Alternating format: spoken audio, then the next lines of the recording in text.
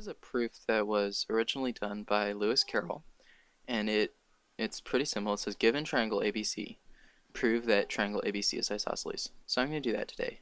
So first you start off by drawing line AC, label that A and C, and then I'm going to put the midpoint D. I did this on graph paper so it'd be easier and quicker to do. And you can do this because 2 points determine a line and every line is one midpoint. Okay, so then once you've done that, you have to make your triangle, right? I'm going to use a straight edge just to make it faster. And I could have used a book. I just grabbed a ruler because it was the closest straight thing to hand. Right, okay.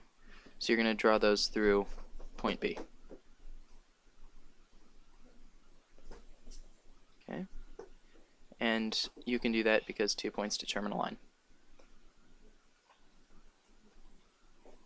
Okay, so now that you have your triangle, ABC, you're gonna want to make the perpendicular bisector of AC.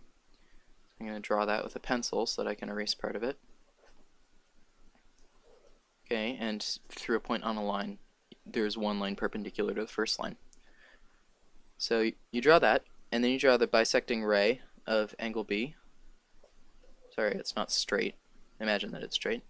And you can do that because an angle is one bisecting ray. Okay, so now that you've gotten that, I'm just going to mark the point where they cross and draw the two lines and label the point of intersection point E. Right? Okay. Then I'm going to erase these other parts and yeah. Then I'm going to put lines through E. Actually, sorry.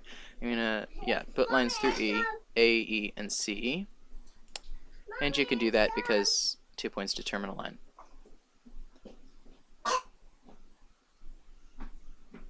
So, sorry about that not actually hitting C, but just imagine that it does hit C. Okay, now that you've done that, what you want to do is you want to construct lines that are perpendicular to AB and CB. So I'm going to do that as close as I can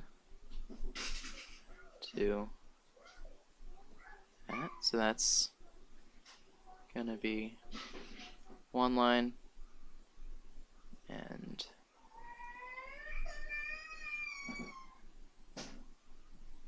that's the other. And then I label them F and G. It doesn't really matter what you label them. I'm just labeling them that because that's what I've always labeled them. Okay, and then the angles that I'm marking are right angles.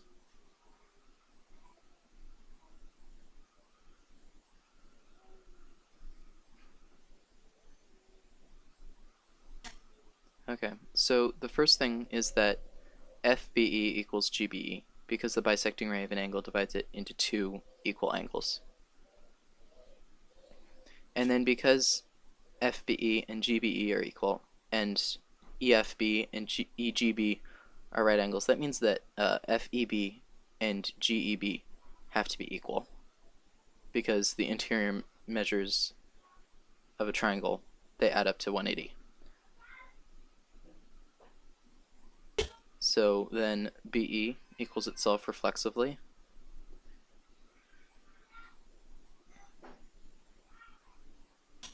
And because that, FBE is congruent to GBE because of the angle-side-angle congruence postulate.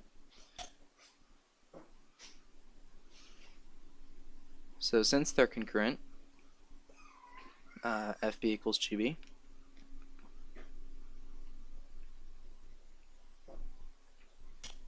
And FE equals GE for the same reason.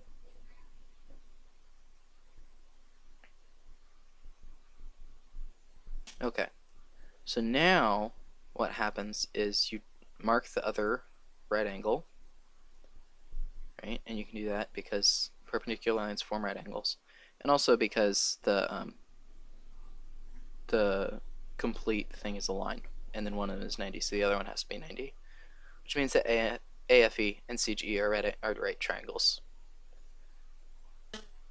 Okay, and AE is equal to CE because E is on the perpendicular bisector of AC, so it's equidistant, which means that any segments drawn from A to E and from C to E are equal. And AFE is congruent to CGE through the hypotenuse leg right triangle congruence theorem. So because they're congruent, AF equals CG.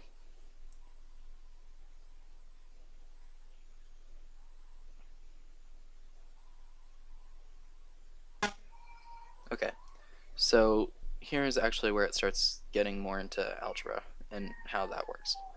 So we're going to write down the things we know. We're going to say that FB equals GB, because we already proved that it did. And then also that AF equals CG. Right, okay. So now that we've written that, I'm going to make a statement. AB equals AB. And that's true because of the reflexive property. Anything is equal to itself.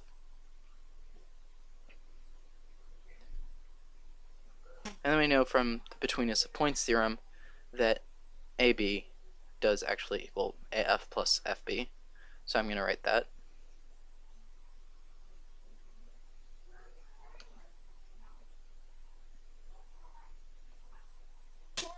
Okay. And then since it equals AB, you can put it in for AB on any equation. So I'm just going to do that on the right side of the equation. So AF plus FB equals AF plus FB.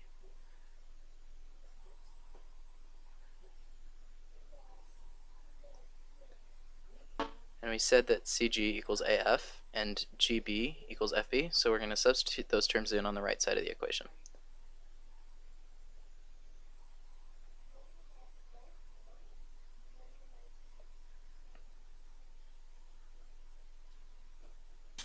Okay, and then we're just going to put AF plus FB on the left side. Now, we know from betweenness of points that CG plus GB is going to equal CB. Let's write that.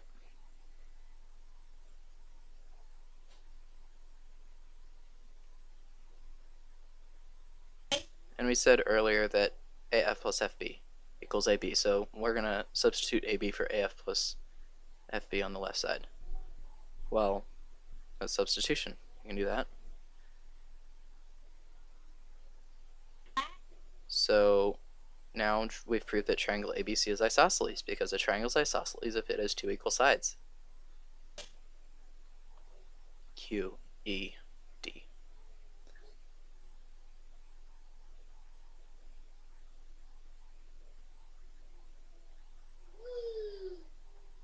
So where's the bogus step in here? That's the kind of invitation, is that I know this isn't right, so there's got to be a step in here somewhere that doesn't make sense. It's up to you to try to find that step.